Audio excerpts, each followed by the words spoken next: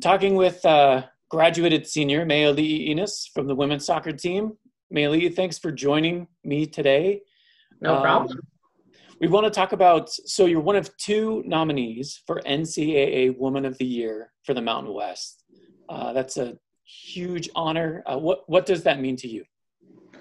Honestly, it feels really rewarding to me. A lot of times when you're a student athlete, your academic life and your athlete life seem very separate. And so it's kind of a merging of those two worlds and the things that I accomplish in those two worlds. And so it's really rewarding to see my hard work in both of those areas come together in this one award. And I feel really lucky and grateful to be nominated for it. Do you have a favorite memory from Utah State, maybe from like the school side, not necessarily the soccer side? Mm-hmm. My favorite memories with school, I had some really great professors that I loved. With both of my majors, I really loved that my professors were so involved with being good teachers and good instructors. They really were trying to help us as much as they could and give us all the tools we needed to succeed as service providers.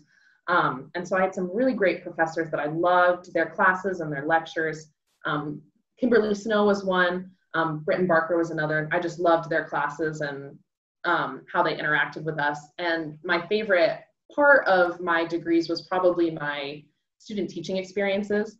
I had 3 different classrooms that I got to work in, and it was just because teaching is what I love and what I wanted to do. And so it was so fun to work with different students and get to know them and see their accomplishments. I got to work with all age groups. I did kindergarten through high school. And probably one of my favorite moments from student teaching was I had one student who, she was about 12 and she had never owned a pair of shoes that you had to tie because she couldn't tie her own shoes. And again, I work with students with severe or multiple intellectual disabilities. And so we really wanted to teach her how to tie her shoes, and it was something that we worked on all semester. And then on one of my last days of student teaching, she walked into class with her very own pair. Her parents had taken her to buy her own pair of lace-up shoes because she could finally tie her shoes on her own, and it was really awesome to see that. Do you have a favorite memory from your soccer career? I have a few. The ones I remember vividly are a lot of overtime wins, I think just because emotions are so high with those. Probably my absolute favorite memory was my senior year. Last game, we didn't make it to the tournament, but we had one game left, and it was our senior game, and it was our home game.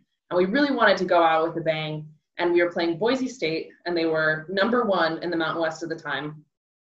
I think they had maybe only lost 1 game that season. They were doing really well. And Boise State and us are rivals, so it's a big rival game.